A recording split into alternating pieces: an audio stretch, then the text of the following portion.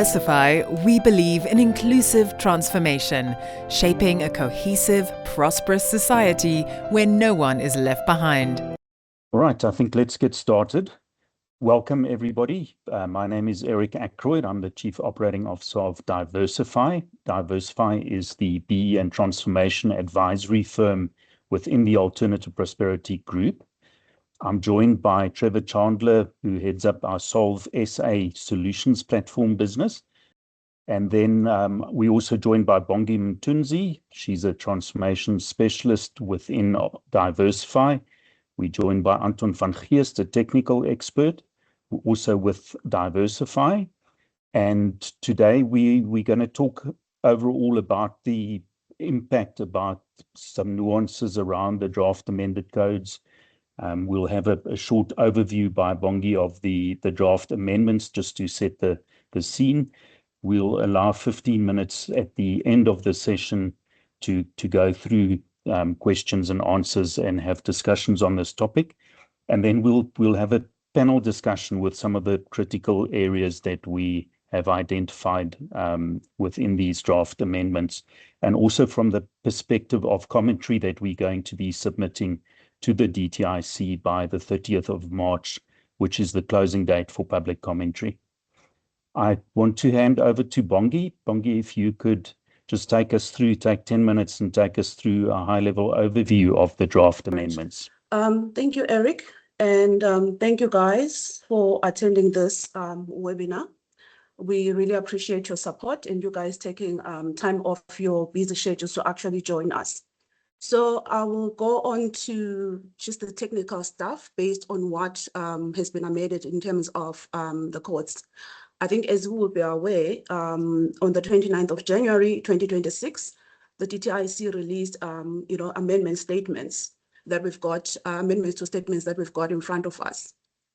Quite a number of draft statements that have been released. I'm not going to go into detail on all of them, but I'm going to zoom into the ones that basically give us, the greatest amendments and what is actually very much crucial to this discussion.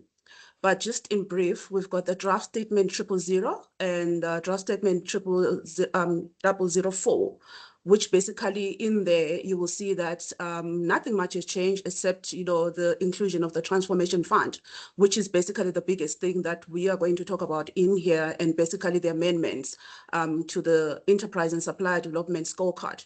So you'll see that, the first three statements, including statement 600, which is the one for qualifying small enterprises, basically nothing more changed except, the inclusion of the transformation funds, and therefore the points have been, allocated to those particular pillars. If we look at the draft statement 103, again, nothing much has changed except the fact that, under equity equivalence for multinationals, for those entities that qualify in here, then, you could spend money on enterprise and supplier development as one of your choice initiatives. You could do spend on socioeconomic development initiatives as well as skills. But what they've done is under paragraph 3.4.51, they've added the fact that you can also, spend money through the transformation fund. Okay, then on the draft statement 400, which is what we're going to zoom at for the majority of the part, which is the statement on the enterprise and supply development that is inclusive of the preferential procurement scorecard. You will see that there have been amendments to the PP scorecard points, the allocation of 14 points out of the currently existing scorecard, where we've got 27 points. Out of those 27 points, 14 points have been allocated to what we call 100% Black-owned entities. So that would be your 100% Black-owned, QSCs, EMEs, Black-owned, 100% Black-owned businesses, and 100% Black women-owned businesses. We're going to zoom into that scorecard in a few seconds. Then also the amendment into the portion, which is the enterprise and supply development scorecard, that there they've included the transformation fund. And as you would see, the points to the ESD portion are still 15 points. Obviously, you're spending 30% of your net profit after tax in there. While it's for the transformation fund, you will still be spending the 30% of net profit after tax. However, the points that have been allocated, it's 20 points. So you've got those 20 points for the transformation fund versus the 15 points for the currently existing ESD scorecard. All right, and then we also have an amendment to what we call the enterprise and supply development benefit factor matrix. We're going to zoom into that in a few seconds. Then obviously, I think the big one is the Schedule 1, where we've got interpretations and definitions. In there, we've got the definition of the transformation fund, and I'll just read it through because it's very, very important that we pin into this definition and obviously think about what it means from a current perspective, as well as when this legislation will come into effect. So they've defined it as an aggregated mechanism to accelerate economic transformation and support Black enterprises, particularly EMEs and QSEs. And basically the aim is to pull resources together to create a scalable impact rather than a fragmented individual ESD initiatives. So I think if we look at the summary, basically this is what has been amended. And these are the main points that we've got. I'll move on to the scorecard so that we can just drill into the points that are going to be in place. So currently, if you look at the first column, these are the points that everybody else is used to in terms of the generic codes. And I know for certain sector codes, your points will definitely be different. But basically, because this amendment is with a reference to generic codes, these will be the points. The first column is what we used to, 111 points, plus the 9 bonus points that currently exist. So if you decide to go for, the selection of the current ESD pillars, if we look at the columns that I've highlighted in the middle there, you can opt to have your preferential procurement, your ESD, which is still 10 points plus 2 bonus points, and your enterprise, which is your 5 points plus the 2 bonus points. Basically, that gives you still 111 points, but your points are for, the ESD pillar. It's increased from 2 bonus points to 4 bonus points with this amendment. So what you're going to have is a total of 11 points on the full scorecard, and then 6 of those points will basically be coming from the ESD pillar. That is if you decide to stay with the ESD contribution. Then if you decide to go for the transformation fund, you'll still keep your preferential procurement points at 27 plus the 2 bonus points. But however, if you look at that, you're going to be adding 20 points, which is an extra 5 points to the scorecard, and you still have the 4 bonus points that currently exist. So then you have a total of 116 points plus 11 bonus points. That's the biggest change that's going to happen. Obviously, there are certain things that we'll need to drill into in terms of, the ESD itself and the changes to the ESD matrix, but we'll cover that in a few minutes. All right, if we now look at the preferential procurement scorecard, which is the portion of the ESD pillar, this is where the changes are going to be, the majority of the changes. And I think for most people, this looks very stringent because I think from a current perspective, people actually are struggling with, meeting the points, with suppliers that are QSEs, EMEs, more than 51% Black owned or 30% Black woman owned. So if you look at the first 2 columns in here, this is the current scorecard and the weighting points that are allocated. It's a total of 27 points, and you've got 2 bonus points at the bottom. So if you look across, we're still going to have the full 27 points plus 2 bonus points. But the devil is in the detail. If you now go and look at the QSEs, the points for the QSEs are being split, right, between, the QSEs currently existing and the 100% Black owned QSEs. So the target remains the same at 15%, but you're going to have 2 points being allocated to 100% Black owned QSEs. Then if you look at the EMEs, again, we still remain with a target of 15%. The points, the currently existing 4 points are being split to 2 points each, currently for EMEs, and then the 100% Black owned EMEs. Then if you look at the 51% Black owned entities, we're currently at 50% target with a total of 11 points. That is being split into 2 sub-indicators with the entities that are at least 51% to 99% Black owned, you're going to have 3 points allocated. The target slightly lesser, it's been reduced to 25% for that. And then the rest of the target, which is the 25%, the 7 points are being allocated to 100% Black owned suppliers. So you've got the majority of the points in there out of the 11 actually going towards 100% Black owned entities. Then the last 2 sub indicators for where we've got 30% Black woman ownership, if you move across, the target is still 12%, and the points are actually being split. But 1 point has been taken from, the top sub indicator under the 51%, previously 51% Black owned entities, and being dropped in here under the woman ownership. So you remain with 2 points for the 30% Black woman ownership, but you're going to have to be able to meet the 12% target with 3 points being allocated to 100% Black owned, Black woman owned entities. Okay, so that's your 27 points. Then with the bonus points, the target remains the same. So the target is increased, but the points remain the same. However, now we're going to be moving from 51% Black owned, Black designated suppliers to 100% Black designated suppliers. So that's the biggest change in there. And I think everyone is thinking about, what might be happening to their scorecards based on these amendments.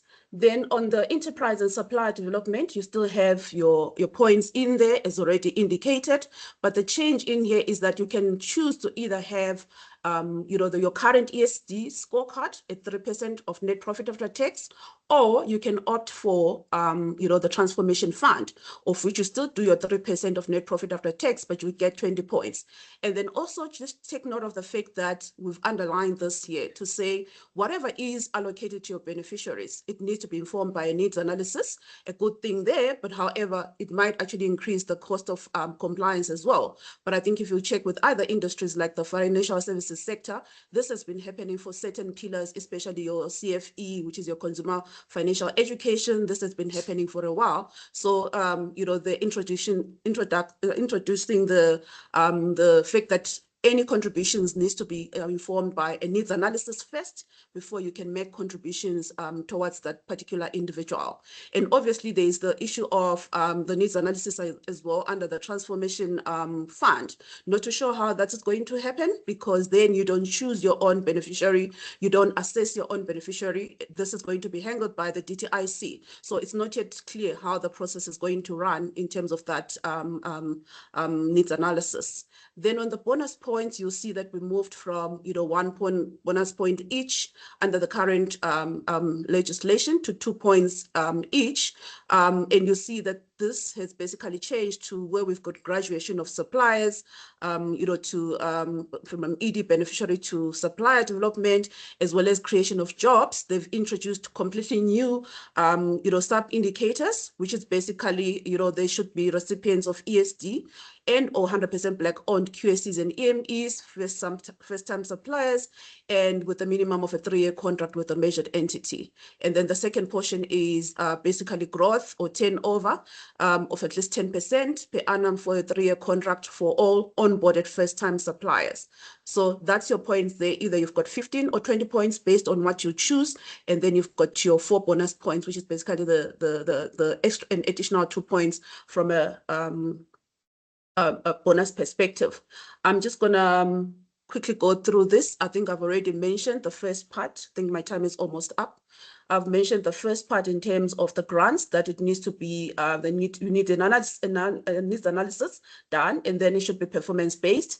Then when it comes to direct costs, we're all aware what direct costs are, I'll presume, but those direct costs should be actually be anything related to equipment and tools of trades, not anything else. The other big thing in here, as you'll see, is the fact that with the transformation fund, it needs to be a grant. So you can't do loans, you can't do minority investment, it needs to be cash, and something for people to actually think about in there in terms of that amendment. When it comes to equity investments, as well as any form of minority shareholding, the one thing that they're also introducing is the fact that in terms of the recognition, you're going to recognize the lower of the investment amount as per your agreement, or the current value of the investment, which means a fair value adjustment needs to be done from that perspective. Then the last portion that I'm just going to cover is the fact that with the benefit factor matrix, when it comes to the loans, you need to ensure that there is an acceptable standard repayment amortization schedule that needs to be in place for loans, obviously not applicable to the transformation fund. So again, these are some of the things where we'll require clarification in terms of how this is supposed to work, because already there are pre-existing loans where people have done agreements in the past in terms of these initiatives. So what should happen with those that are already existing? Is this effective with new loans that are going to come through, or we need guidance in there? And I think we've already covered the needs analysis, as well as the fact that there needs to be an annual monitoring and evaluation report that needs to be done for each of these ESD initiatives. And those are some of the documents that are going to be required during your verification by the verification agency and also the BE authorities, not to show what they mean by BE authorities. It could be the DTIC policy unit, it could be the BE commissioner, but clarity is required in that instance. So those are the kinds of things that you'll need to ensure that you submit during your verification, but before that, even to the BE authorities, so that you can actually get your initiatives recognized on your scorecard.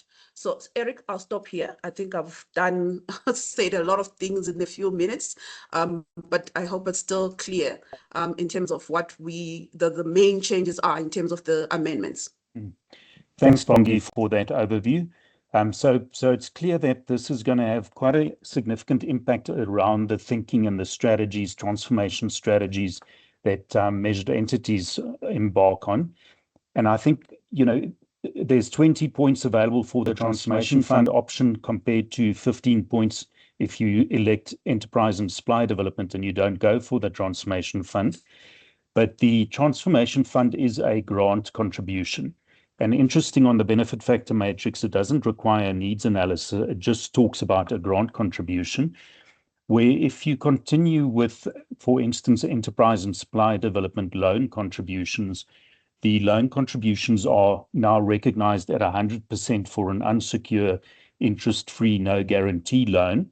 But there is the requirement to do repayments in accordance with a standard schedule and amortization of the loans. So that raises the question, can these 3-year or 5-year loans, would they still be regarded as standard repayments, or would these loans need to be converted and recontracted in order to have an amortization schedule and to have regular repayment schedule in place? Just in terms of impact, I think when thinking about a strategy, the first thing to think about is what is the desired impact that an entity wants to achieve, and which vehicle would be the most effective in order to achieve your own objectives, your own impact objectives. And I think from that perspective, very much the enterprise and supply development option is closer to home. You've got a better chance to have impact around your own ecosystem compared to if you do a contribution to the transformation fund. And then also just looking at a cost perspective, where a grant would need to be made every year to the transformation fund at 3% of net profit after tax, whereas the balance sheet loans, the enterprise and supply development loans, would be counted for as long as the balance is outstanding. And that difference in cost, if we could call it that, is that the enterprise and supply development loans are 85% cheaper if we look over a 5-year period than the grant transformation fund option. So definitely some food for thought when it comes to transformation strategies, in particular the enterprise and supply development strategies. Anton, you've done some, or Diversify has done some case studies. We've done some analysis and impact assessments. What is your learnings with these case studies that you've been involved in? Eric, yes, we've done quite a few case studies on behalf of clients. Also, we've run internally some numbers to have a good feel of what's the impact on the scorecard. It ranged from service-related industries to manufacturing and even in the retail space. And also in certain sectors, we've also run some impact analysis and obviously created some sort of, let's call it a mock type of procurement scorecard, modeling actually the changes on them. Some of the sector codes are shielded against this specifically because of points allocation in those procurement scorecards and specifically also targets. That's being in some cases different, lower maybe in some cases, and so on. Our finding is if we translate everyone back into a generic version of the scorecard, the average of drop is around 10.5 points. Some would drop more, up to about 14 points on that side, which indicates actually that none of those companies' procurement are actually coming from entities with 100% black owned. Yes, they do quite well on 51% black ownership, but because that's capped now, they're dropping quite significantly on that. And then, yeah, so it's the lowest one's about 6 points, and you can see actually companies in that industry would have already started with proactive actions of transformation and looking more into the nuance of procuring from 100% black owned entities and so on that. And I know specifically that shielded the specific entities against that, but that is a transformation step that they have taken over time. So the average is about the 10 points drop in that. And if you just think about the 10 points drop on your scorecard, and we think around the scorecard the recognition levels, for instance, you would see something like this actually dropping, and it's almost playing like snakes and ladders here. If you look at your contributor levels, for instance, you would notice actually if you were a level 1 and just over the 100 points, and you drop 10.5 points, you drop back to a level 4 status, for instance. Companies with just a level 4 status, just making the 80 points, and usually there are companies just gunning for that 4 point for that level 4, would drop down to a level 7 contributor status. In some of these cases, the companies drop below the sub minimum of 10.8 points on their procurement scorecard, which caused then another drop on that level. So that is there's immense impact that companies have on these scorecards. Surely we are resilient. Surely companies will obviously start to make ground again. But it is quite a knock specifically where you link to the likes of targets or tenders and contracts actually where you may have to maintain, and even licensing in some industries. So yeah, that is the feedback that I have on case studies at the moment.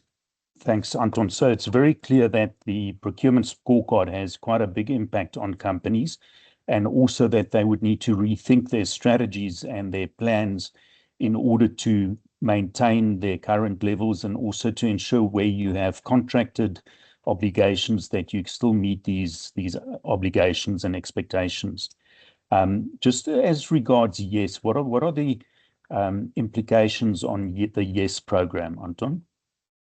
Yes, if you read the YES practice notes, and obviously way we know how it gets applied, one of the prerequisites is that companies need to, and I'm quoting from the practice note, companies need to maintain their previous BE status level before participating in YES. So obviously there are some recourse actually, and that you can apply to the DTI policy unit for justifiable reasons and so on. But on the lack of that, one will not be able to apply YES to mitigate those actions.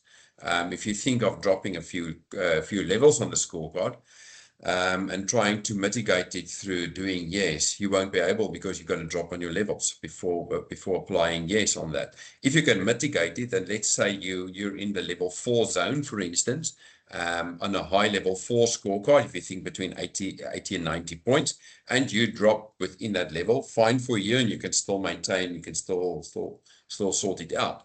But then you're actually going to increase your level through YES and not really maintain it. But most companies which will drop on levels will not be able to use YES. If you look at the practice note that was published by DTIC, one of the factors that they do mention is an amendment to sector code of good practice, which results in a drop of BEE status levels.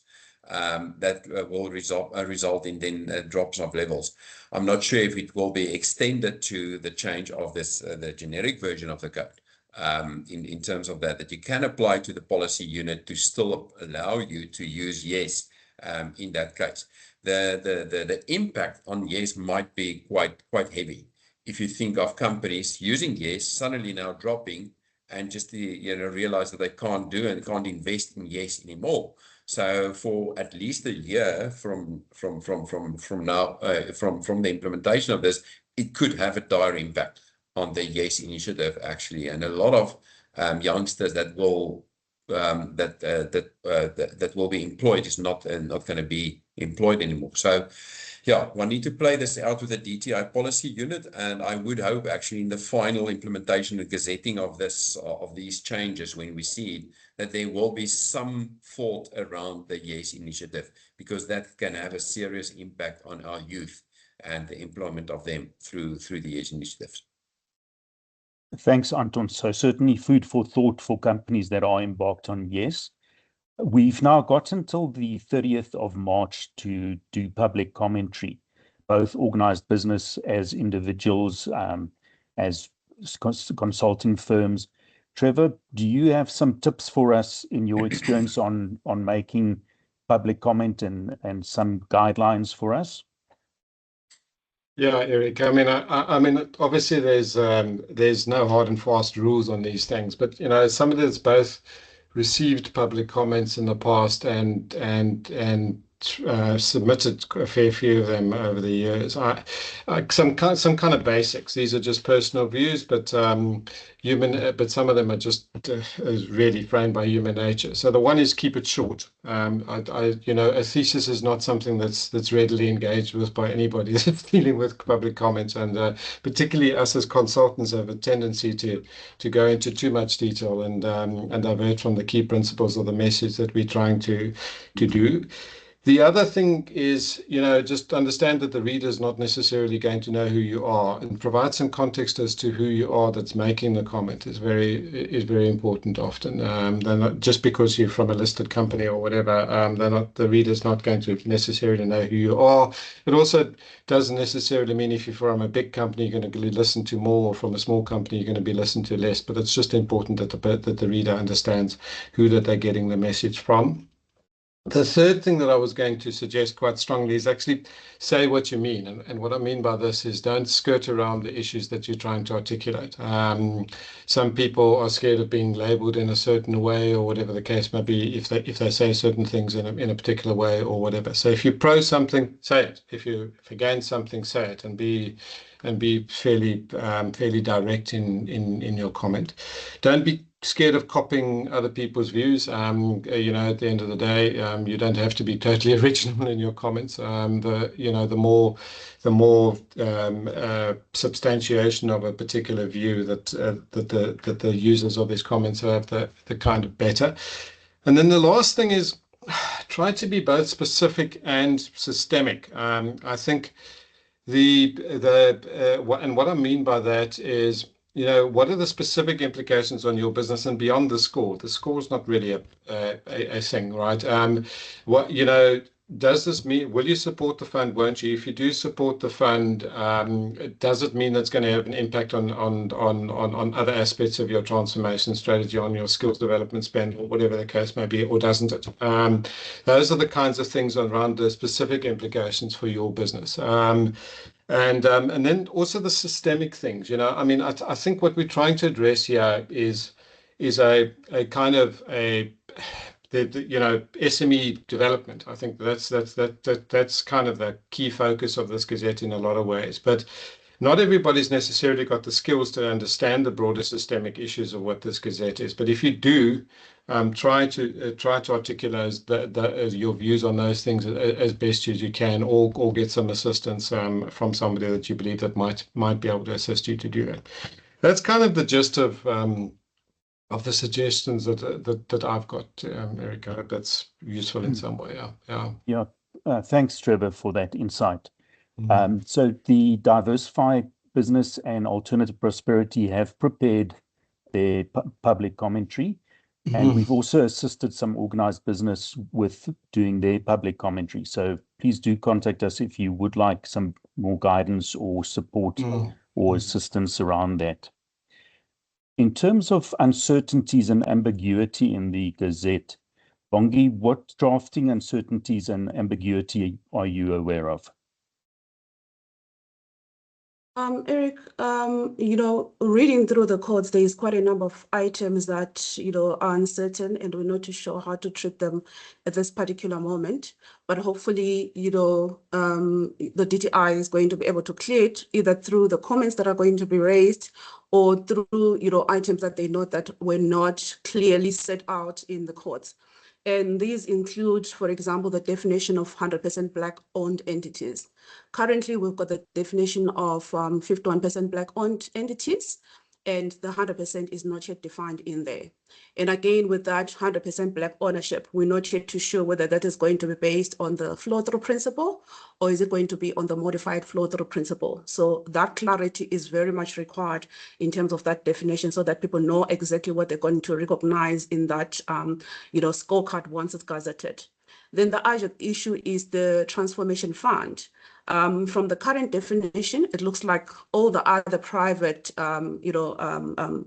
sector funds will qualify in terms of that definition. So, we still have this in place. Will they still stay in place when the transformation fund comes into effect? I'm not yet sure of that, but we'll see. And hopefully we get a response on that. The other issue is one of the items that you did thrash out earlier on in terms of the loans that have been extended to different beneficiaries under the enterprise and supply development scorecard. We currently have loans, and they've suggested the fact that there should be an amortization schedule with a duration in terms of the payment. So the question will be, what currently happens with existing loans?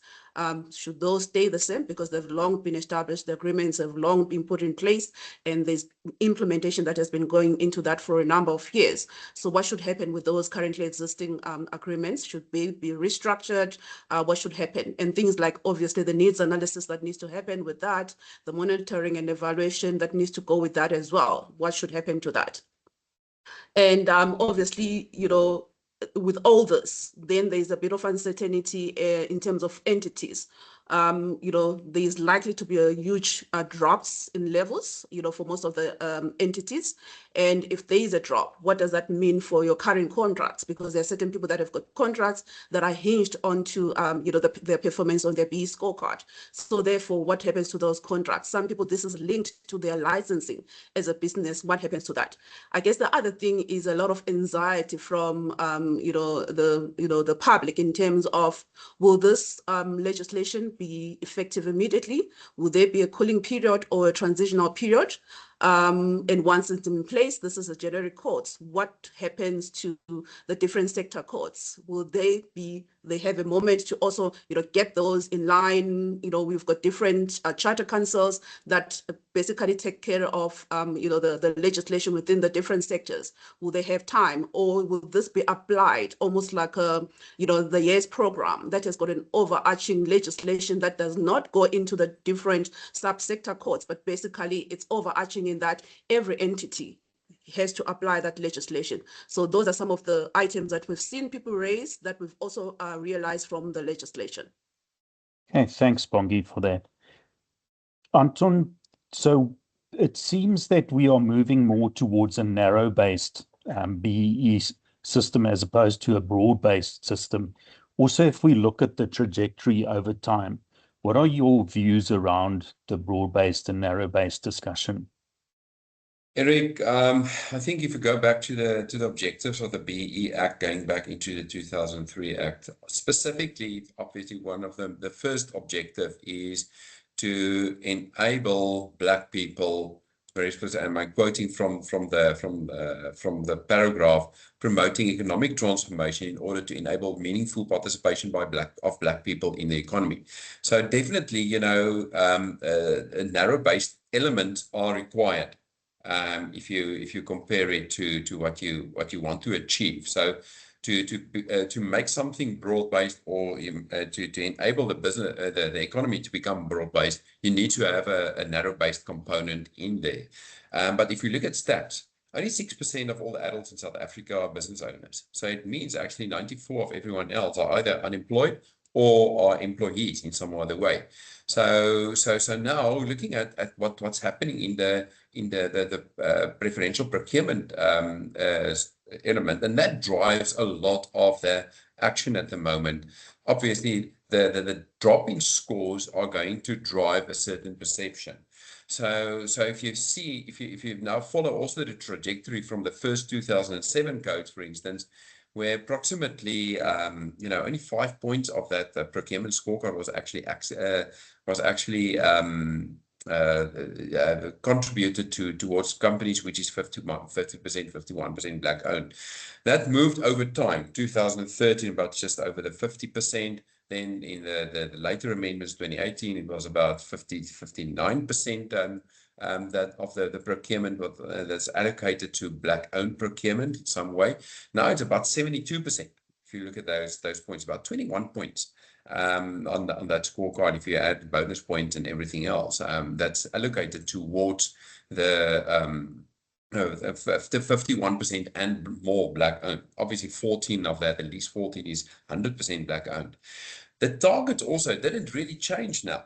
So if you look at those scorecards, you'll notice actually that there was initially a target of 50% of your procurement going to the previous ones that was allocated to black-owned procurement. That target has been divided into two, but the points have been shifted. And the points are now determining, if you follow what I said actually on the case studies, if you drop in points, companies are going to focus differently. So what I wanted to say is actually that we're sitting with a similar target, but because the points shifted, there's a problem with the way companies are going to view procurement going forward, because they protect their points. They're not really into the targets.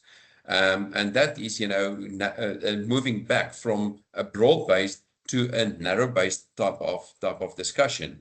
Companies are going to view businesses which is more predominantly 100% black owned on that side, not really looking at the broad-based in that side. So, and on the other side, you'll benefit. Who are you going to benefit through actions like this? Probably more than 6%. And it might be an argument to say, well, through the transformation fund or through the actions on enterprise and supply development, companies are going to favor 100% black-owned businesses, for instance, to support, and that 6% of business owners can grow. But we know it's going to take time, and I don't think it's necessarily the approach to take. The broad-based type of view that government wanted to introduce also integrates something like diversity into shareholding structures. It takes into account equity on that side as well. It involves integration of people. We're coming from a past 30 years ago, where people were still in on different sides. We want to integrate, and that's a softer thing. Instead of actually trying to polarizing a procurement scorecard, you want to rather actually help people to integrate, being partnerships and so on. So yeah, I'm going to stop there. Eric, I see you have your hand up. No, sorry, that was an accidental click on the hand button. Okay. Thanks, Anton. So definitely a move towards more narrow-based as opposed to broad-based. Trevor, you've got a view around the Competition Commission and whether these amendments and the Transformation Fund in particular has an implication around Competitions Act and Competition Commission. What are your views around that? Look, I mean, Eric, we're not a legal firm, right? So I don't think we can pronounce on this particular issue, but a number of people in our circles and lawyers that we've dealt with have raised this particular point. So let's just sketch a scenario. So we've got a let's call it an SME support ecosystem in South Africa. It's one of the better things that has come out of BEE over the years is this entire ecosystem that's reliant on this 3% of profits thing that comes from the BEE scorecard, and this ecosystem ranges from NGOs working in the townships to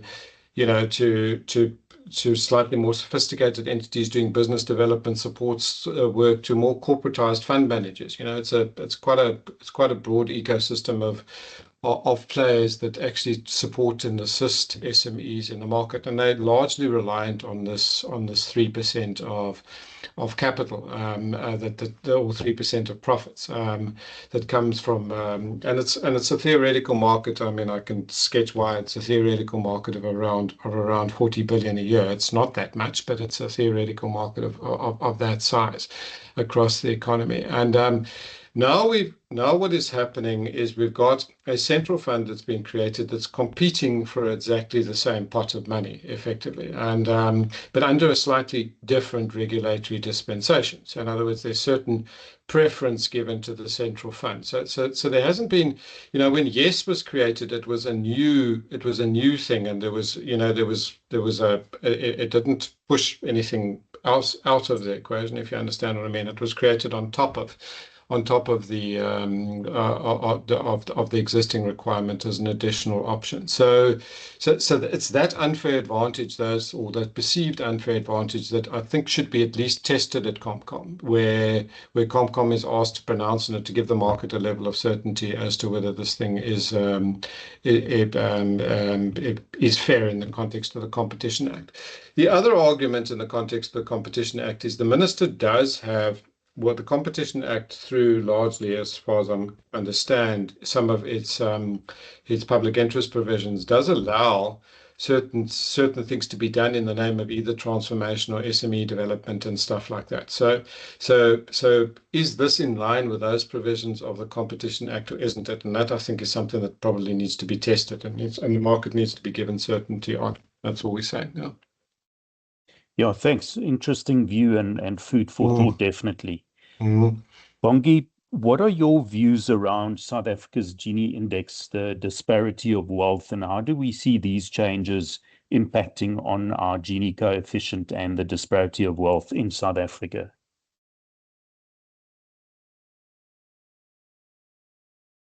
Thanks, Eric. I think, as everyone would know, as a country, we're one of those countries with the most unequal societies in the world. And currently, our Gini index is estimated at 0.6, which obviously that's huge, considering that the worst will be a 1 and the best will be anything closer to a 0. So currently, we're very much an unequal society. And the thinking is that, whatever comes out in terms of this legislation should be pushing towards a broad-based, society of individuals that could be beneficiaries and basically benefit from this legislation. But now with this amendment, there is obviously, the issue with the fact that this might be following a narrow-based empowerment. And, we've seen in the past that, pillars like your socioeconomic development or your CSI has been some of the good contributors towards, lowering this index, as well as obviously the beneficiaries or entities that will fall under, your enterprise and supply development, as well as, businesses that are extended or initiatives that are extended towards those smaller entities and smaller communities. So I think, this suggestion and this current amendment appears to, probably work to worsen that index. Therefore, we just hope that, the DTI doesn't, go in the a direction of actually, almost like promoting narrow-based BEE, but rather broad-based. We're looking at, initiatives that are going to promote and assist, the communities that we see across the country, the poor communities, disadvantaged individuals, all kinds of initiatives that really, really, work against the poor index that we've got at the current moment. So that's basically that's the thinking. Thanks, Bongi.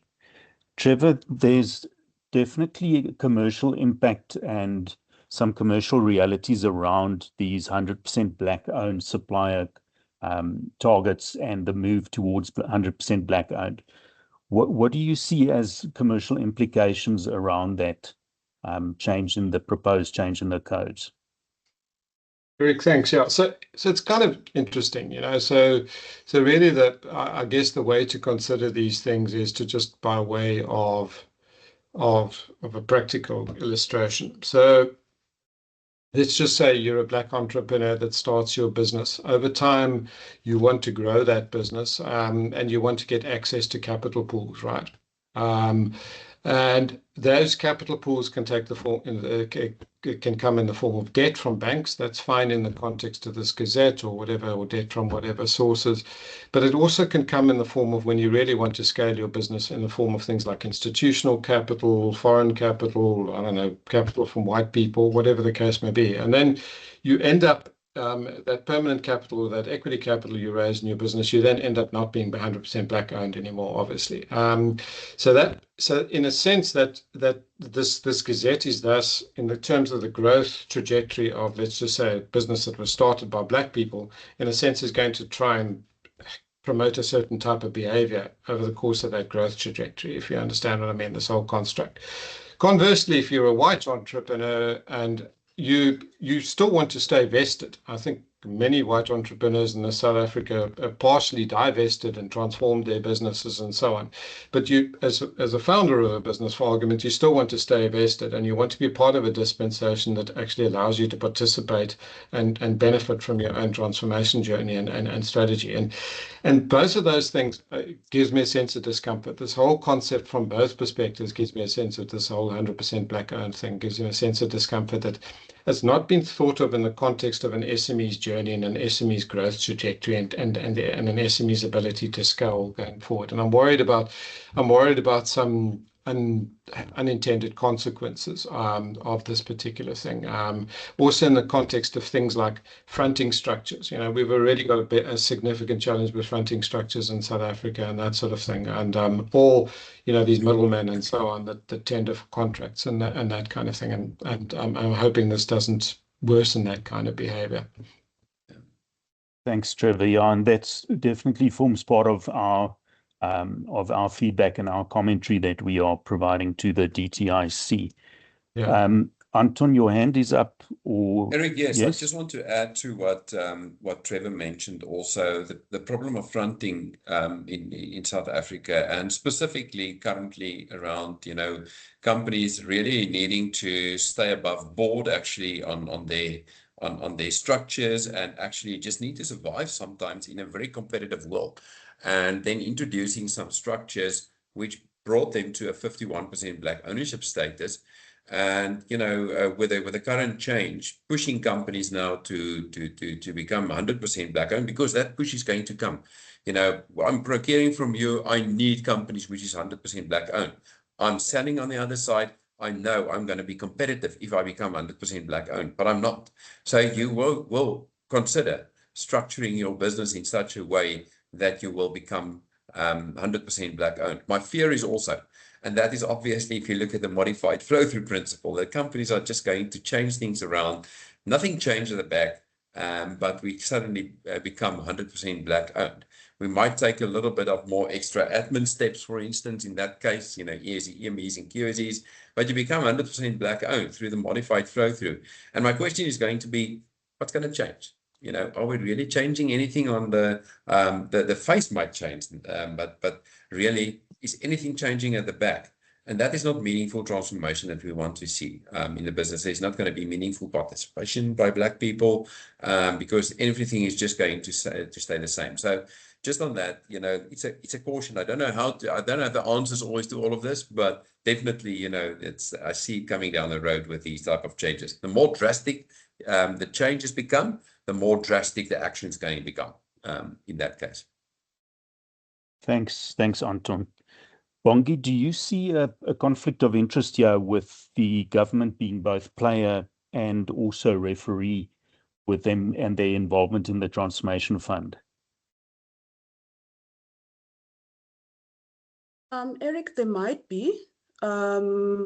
I think if you look at the Transformation Fund concept document that was released in April 2025, they do have a structure that has been proposed in there, and this Transformation Fund is going to be run through an SPV, and there's also an indication that they will have, independent board members. But then, if you look at it, at the end of the day, this is going to be probably a DTIC, entity, one. Two, the independent directors or the oversight committee that's going to be in place is also going to be selected by more or less the same people. And if you look at some of the names that have been featured into that document, for example, your selected service providers or entities that are going to work in there, some of them are government entities, but they're already pre-selected. So, that already poses, some questions in terms of, the independence of this particular entity. Is government not playing the referee and the player at the same time? Things like that.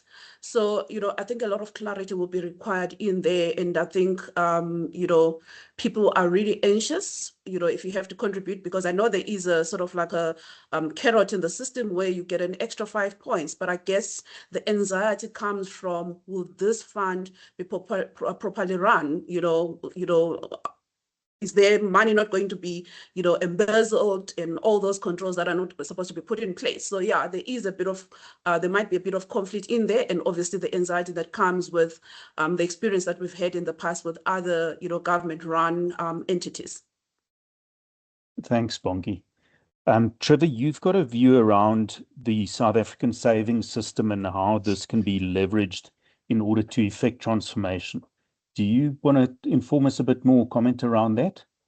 Yeah, so Eric, thanks. Yeah, it's debate. It's been a bit of a passion of mine for many, many years. And I want to just try and illustrate it with numbers. And sorry, I'm going to quote big numbers for people, but just for the sake of numbers. So if you look at the South African corporate tax take, and the reason why I'm saying using that as a proxy is because BEE, the size of the BEE market is a function of the corporate tax take, if you think about it, because we've got 3% of profits that goes towards BEE SED, and we've got 27% of profits that goes in corporate taxes. So the number's quite easy. Our South African corporate tax take is roughly 360 billion a year, and a ninth of that, if everybody does ESD, a ninth of that is 40 billion. That's the kind of market for ESD. There are some complications with certain sectoral things like Black Business Growth Funding and the FSC and so on, but the reality is there's about a 40 billion there's about a 40 billion market for this particular element that we're speaking about, maximum if everybody participates and is 100% compliant. If you contrast that with the systemic issue that we're trying to address and the other mechanisms to address the same systemic issue, which is through the savings system. The savings system in South Africa is in excess of 10 trillion rand. There's some double counting and so on in that, but let's just round numbers and say 10 or 11 trillion rand. So it's roughly if you compare it, you got what call it 10,000 billion rand. It's a much bigger ecosystem. Now, if you look at what we're trying to do here, which is to further develop SMEs, if you do a basic ChatGPT query, and I've never done massive homework on this sort of thing, but in South Africa, roughly 1% of savings at a push goes into asset classes like private equity and so on and so forth, right? Yeah, that's tiny. So 1% of that 10 trillion, so 100 billion, call it, goes into private equity.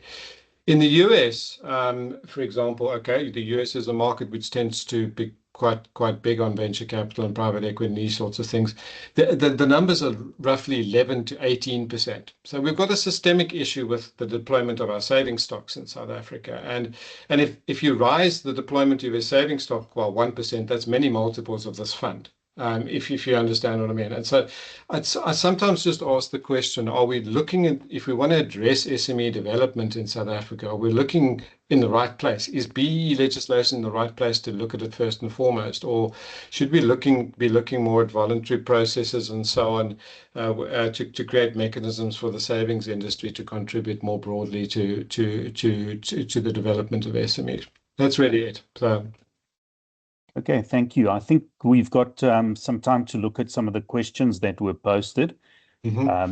First question here being, does 100% mean actual direct black ownership or recognized ownership after application of the modified flow-through principle? I think we've covered that in the sense that it is not clear from the Gazette as to whether the modified flow-through principle is applicable. And we certainly do think that there would be clarity coming through on that aspect. And We hope then, that there's clarity. Yeah. yeah, no, certainly. Will they justify the rationale for the 5-point differential between transformation contributions and the traditional ESD contributions, including evidence that centralized funds achieve better outcomes than direct company-led interventions, especially without any track record here? I'm not sure who wants to volunteer to answer that question. In other words, is there a rationale, or will they justify the 5-point additional points? I mean, I can try, Eric, if you like. I mean, I think when you create scale, you create opportunity to do different things, right? With scale does become opportunity to do, and if you look at a lot of the SME development literature, there's a point where you create lots of jobs. It's not right at the beginning, and it's not right at the SME life cycle, and it's certainly not when you reach maturity. So corporates don't create jobs, I mean, by and large, at maturity level. And so there's that point in between. And if you create that necessary scale, that's one of the advantages of pooling, right? And creating the scale. Having said that, what's happening here is we're not creating extra capital. We're taking there's capital already in the system that's simply going to be diverted. So that argument is more relevant, I guess, if we, I don't know, I'm not advocating that the GTI up to the targets, but for argument's sake, that argument would have been slightly different if the targets had been upped on the back of this, if you understand what I mean, to be able to create that additional impetus for SME development. Anton, I don't know if you've got a view on this. Yeah. No, Trevor, I think you said what I wanted to say. So yeah. Yeah. Okay. All right. Next question I have here is, will 100% black-owned supplier also be counted in the 51% black-owned supplier line? Bongi, do you want to venture an answer on that one? Okay, Eric. In the past, and I'll call it double counting, right? In quotes, not necessarily double counting, but it's double counting. What it might mean is, for example, if you look at the fact that you need to have, an entity that's between 51 and 99%. Well, that one is clear, but maybe QSEs, you count it amongst the QSEs first, and then when it actually also qualifies as 100% black-owned QSE, then you count it. That's been the norm in terms of the recognition. But at the moment, it's not yet quite clear if you can, double count those particular points. And obviously, that's one area that will need clarity in terms of, can you claim the 100% black-owned EME or QSE first as an EME, and then secondly as a 100% black-owned entity. But in the past, that's been the practice, that you count it almost twice. Eric, if I can weigh in on that, if you read that the draft, it refers to 51% to 99% black-owned entities in the one line, and then 100% black-owned in the next line. So I'm not sure if it was deliberately included, the reference to 51 to 99, which excludes 100% in that case. If it was more than 151, or at least 51% black-owned, as it was previously, then it would include 100% black-owned. But there might be, a specific intent here to split the two components. Companies which are between 51 and 100, or less than 100%, and then 100%. So if that is the case, then we'll have the double up, and there's not going to be any double counting or double dipping in that case. But we'll have to see the clarification in that regard. I'm just, I think there could be the fact that you can't count the one and the other. Yeah, and I think at the moment, the way the code is written, there's no space for a 99.5% black-owned supplier.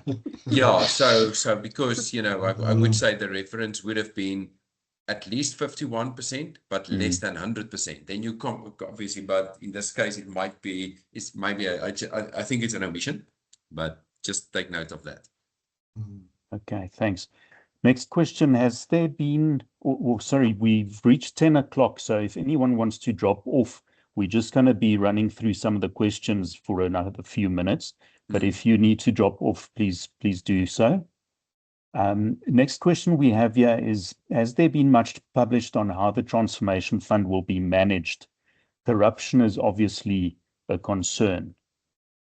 So I haven't seen any further publications around the transformation fund. The draft concept document was gazetted, but are we aware of any further gazetting or any further information around how the transformation fund will be managed?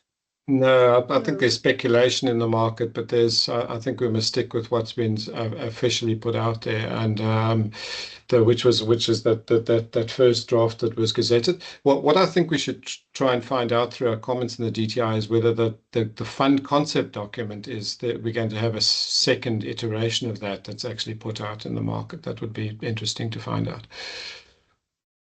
Okay, thank you. Yeah, Right. just Eric, to add on there, yeah, nothing much except that transformation concept document. But in the document, they do set out, how the structure is supposed to work. So there's more detail in there, like that SPV that is supposed to be, run, and it will have an oversight body as well as independent directors in there. So there's a bit of detail in there, but nothing further than that document. Okay, thank you. Another question here is, how will the bonus points work if a company chooses the transformation fund option? If the entity doesn't have control over where the funds are going, it may not be possible for a 3-year contract or job creation, unless the fund is going to arrange that. So question in short, are the bonus points possible if a company elects to do the contribution to the transformation fund? Bongi, maybe one for you. Yeah, Eric, so if you look at the new suggested bonus points, it says it's a recipient of ESD, which I think the question is coming from. But then it also goes on to say and/or 100% Black-owned EME or QSE, which means you could be having, a supplier within your procurement scorecard that you could probably utilize if you've chosen to contribute towards the transformation fund. So not necessarily everything going to, a beneficiary coming from the transformation fund, because I think as you have already pointed out, you don't know who the beneficiary is going to be. You haven't done the needs analysis. You've got no relationship with them. So obviously, yes, nothing much can happen in there except your contribution. But you've got the option of actually doing that with 100 Black-owned EME or QSE. That is a first-time supplier to your business, and that's where you can do a contract with that, measured entity. So one may need to do some enterprise and supply development over and above the transformation fund if you want to target those bonus points. Yeah. Question here. But I think it needs to be very clear. It's not very clear in there. Yeah. Obviously, a bit of clarification still required. The question is, Diversify attending the 3-hour DTIC stakeholder engagement session tomorrow? Yes, we will be attending that, and we very much look forward to that. Please confirm if you continue with own ESD programs, the points will still be 15 points, exclusive of bonus points, but if you invest in the empowerment fund, you will get 20 points. So we can confirm that is correct. That is indeed the case. Yeah. I just want to see if there's any other questions here. I did pick up a question, Eric, on someone asking if we should advise where and how the comments may be submitted on this quad. There are emails that have been distributed between the different draft statements. So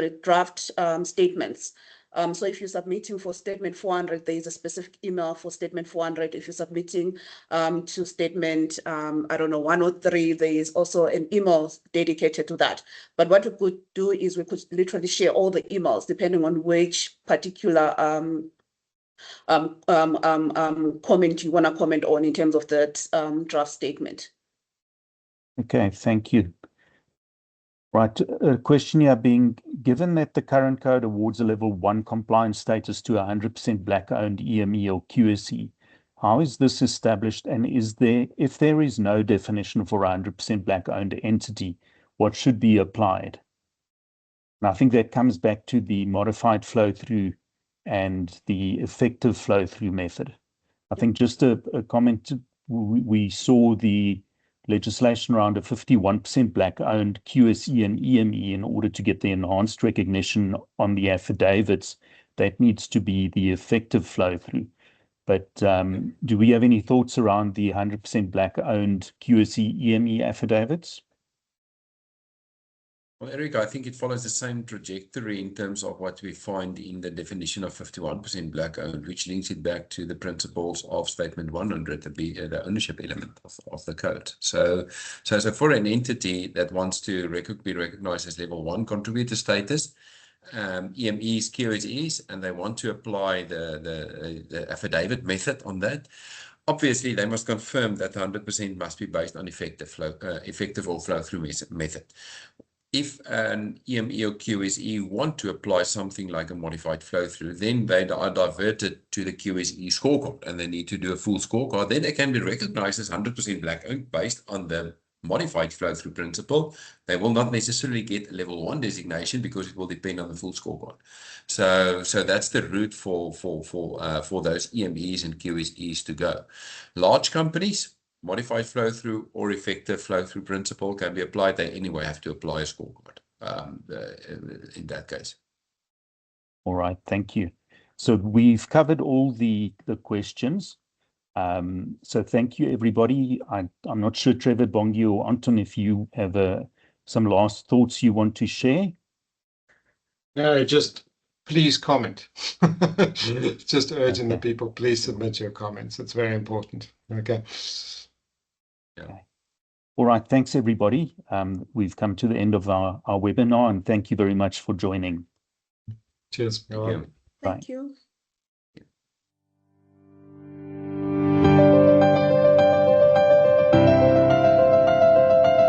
At Diversify, we believe in inclusive transformation, shaping a cohesive, prosperous society where no one is left behind.